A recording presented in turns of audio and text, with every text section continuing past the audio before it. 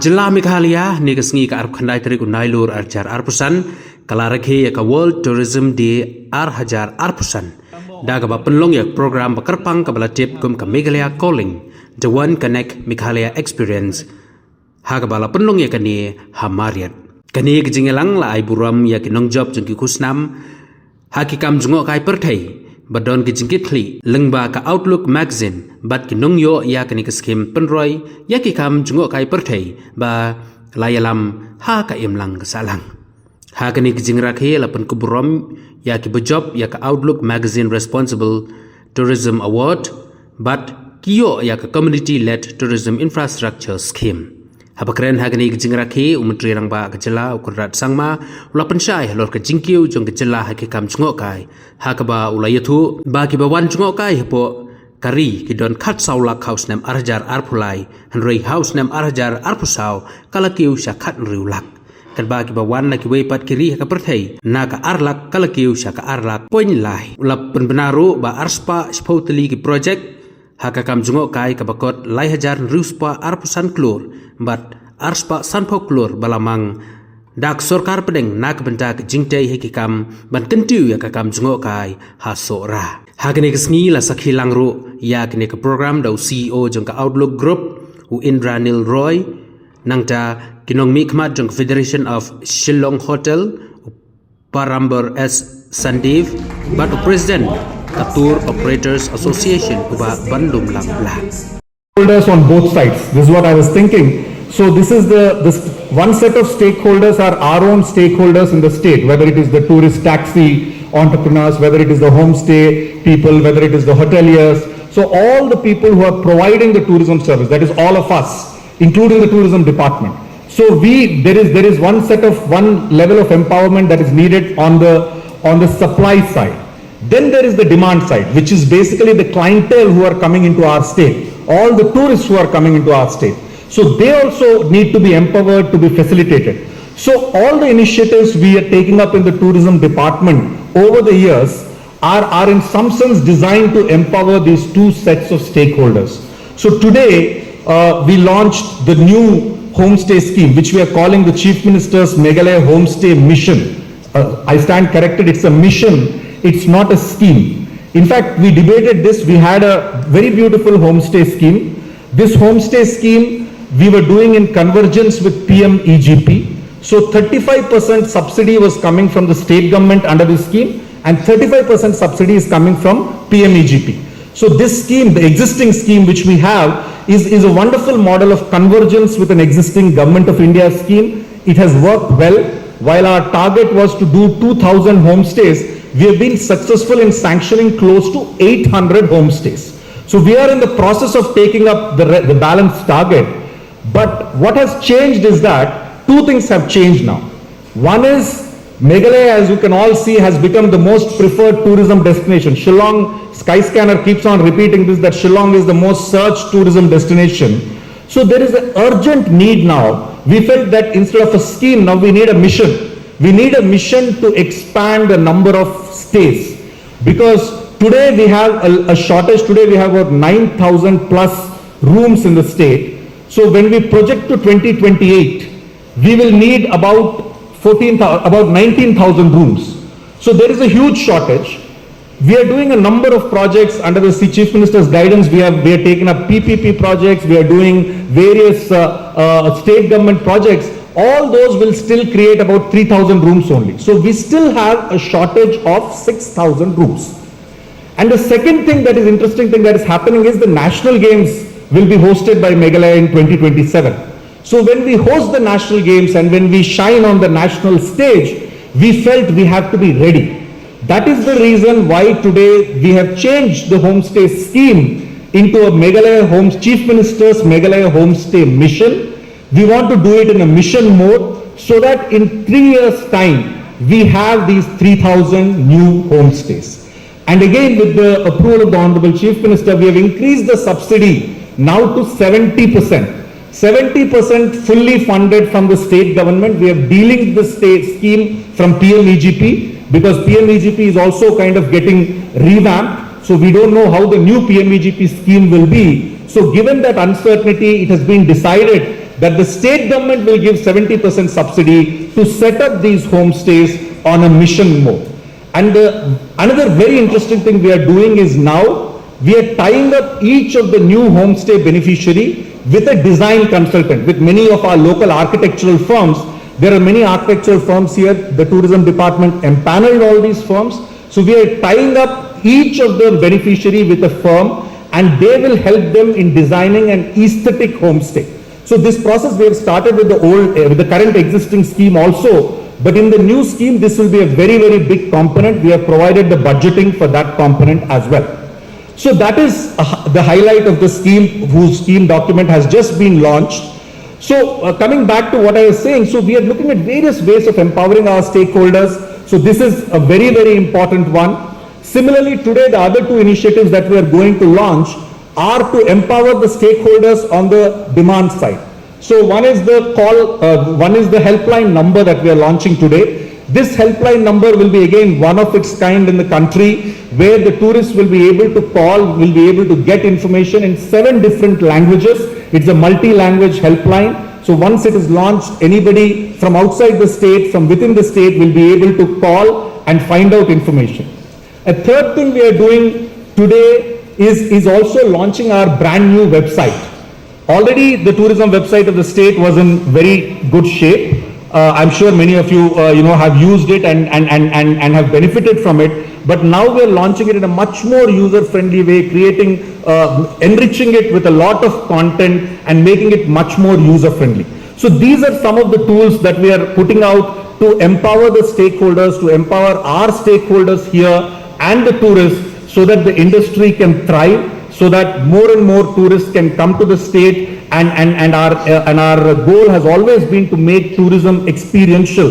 That's why a number of experiential projects are being built in the state. So today the average stay of the tourist in Meghalaya is about 1.5 days. So we want to make it into 3 days. So by 27, when all these projects are done, when the National Games comes to Meghalaya, we aspire that the number of tourists today from 16 lakhs, it goes to 25 lakhs, and the stay duration we have to double. So any tourist who is coming into Meghalaya should be able to stay at least for 3 days. So that's the reason we are creating a number of experiential products.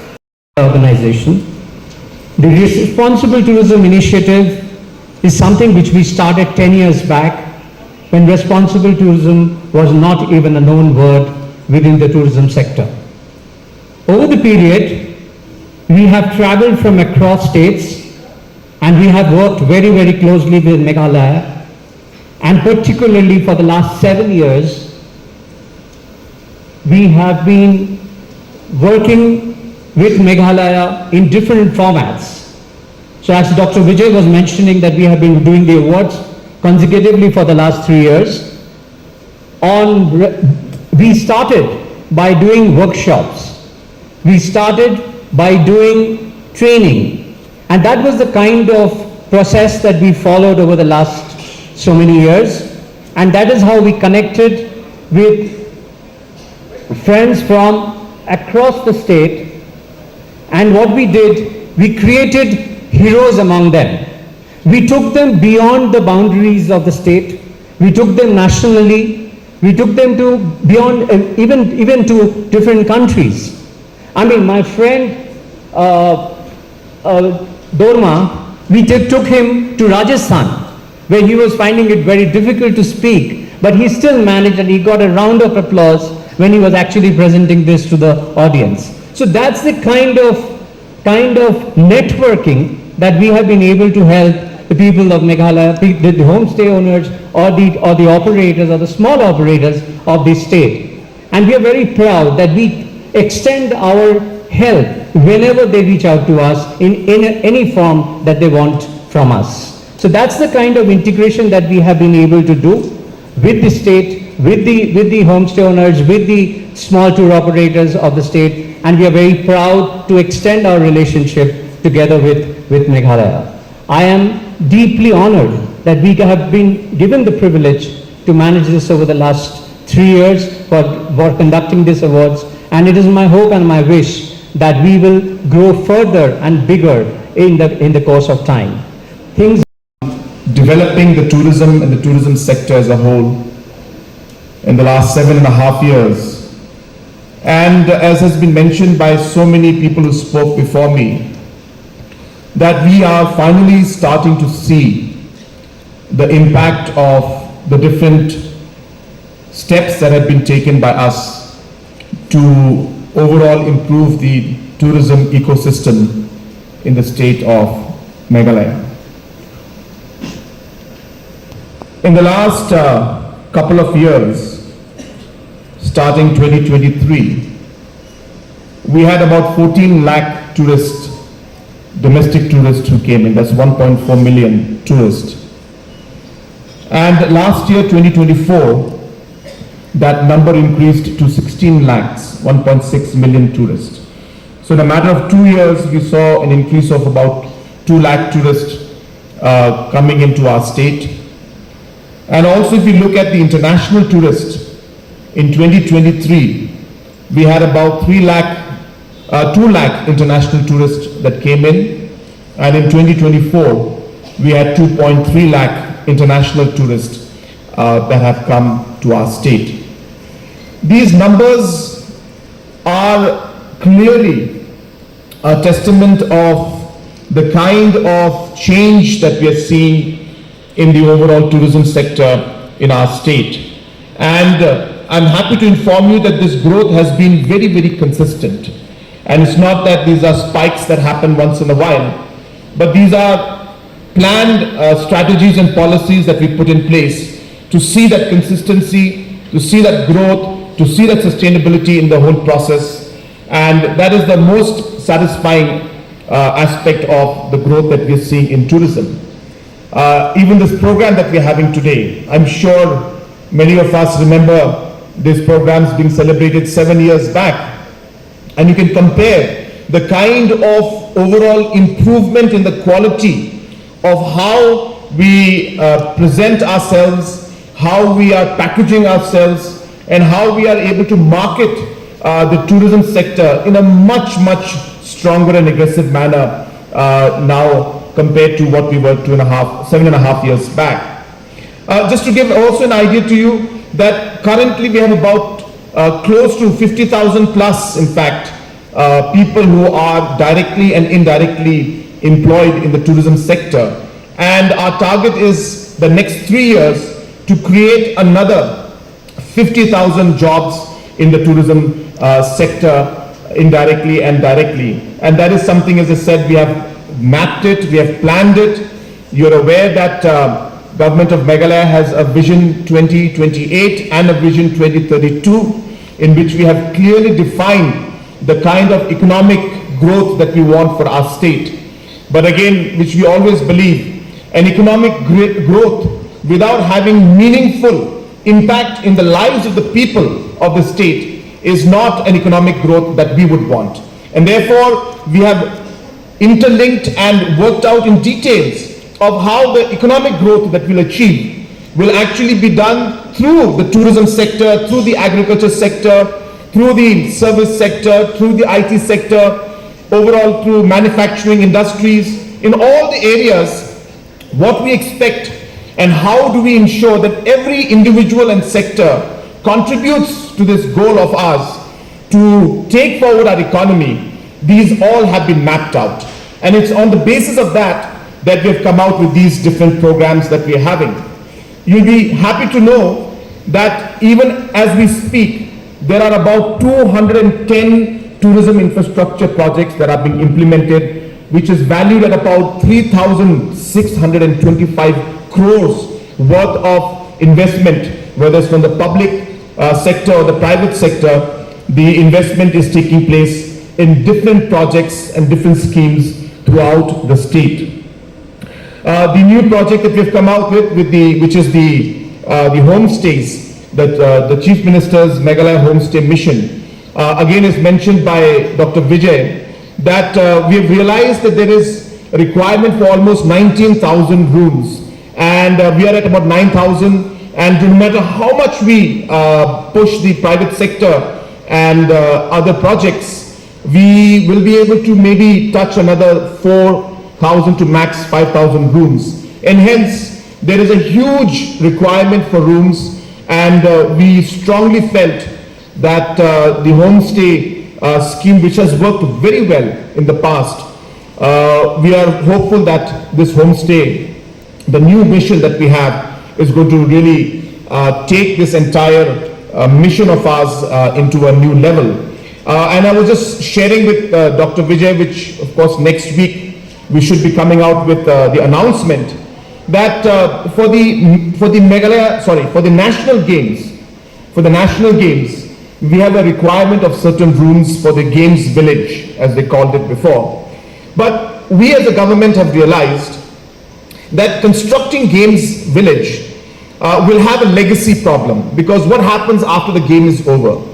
And hence we realized that rather than constructing a games village, which will cost us hundreds of crores, into standardized homestays, which will then act as games village, so that during the games, these homestays can be used as an accommodation for the athletes, and after the games are over, these will be run as homestays and serve the tourists who are coming to our state.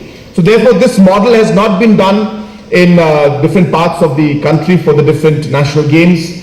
We are the first ones to be experimenting with this.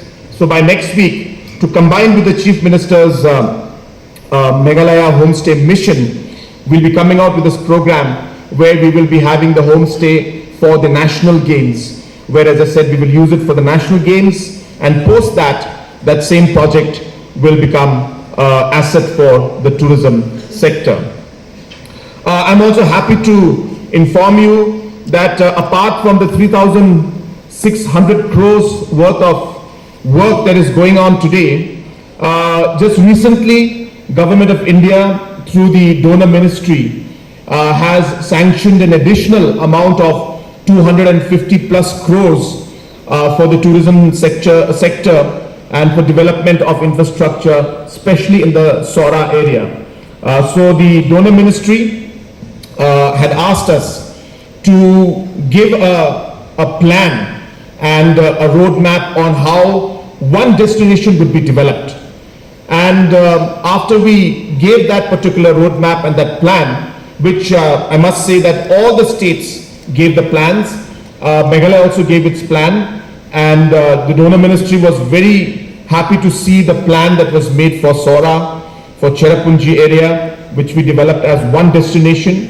From the moment the person lands in the airport to the entire experience for the tourist of every day, what he or she will go through, and then again, of course, going back to their homes. So therefore, this kind of a challenge was put up to the northeastern states, and I'm happy to inform you that we have been able to present our case very well, and the Honorable Donor Minister was very happy to sanction, as I said, an additional amount of 260 crores under PM Divine to develop the Sora destination in a very, very grand manner. We will be in fact having the program during the cherry blossom time. That is the time when the Honorable Donor Minister also will be coming. So we will be having a program during that time to ensure that, to lay the foundation for that particular project. Hopefully early 2027, the works for the extension of the Umroi airport should be complete, and once that is done, as you're all aware, we will be having direct commercial flights, the larger ones, the A320 flights of the Indigo, Spice, Air India and other airlines landing directly from different metros right here in Shillong. And we are very, very confident that once these direct flights start landing in Shillong, in Umroi airport, this will be a major, major game changer for the tourism sector. So, as correctly mentioned by some of the speakers before me, that we need to be prepared for that moment. And therefore, all the work that we're doing, so many different projects that are happening, so many different hotels that are coming up. As you're aware, this hotel was not progressing. There were some challenges, but we worked with the different stakeholders, and today this hotel which was actually in a kind of a limbo, was ultimately operationalized in 2022. Similarly, the Crowborough Hotel also, which was languishing for 35 years, was made operational again in 2022. And I'm happy to inform you that 2 more projects, 5-star hotels, the construction work right now is going on. We expect those hotels to be complete by maybe 2 years' time.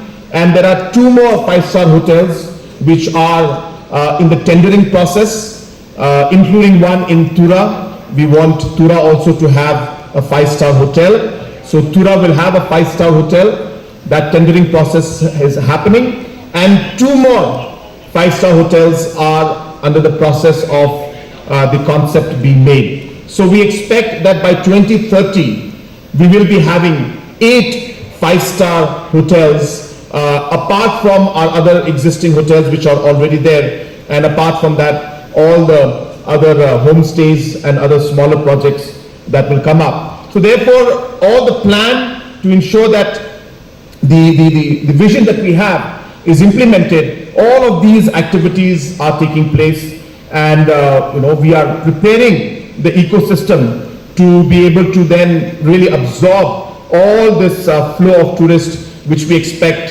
to happen in a very, very big way in the coming years. I also want to share with you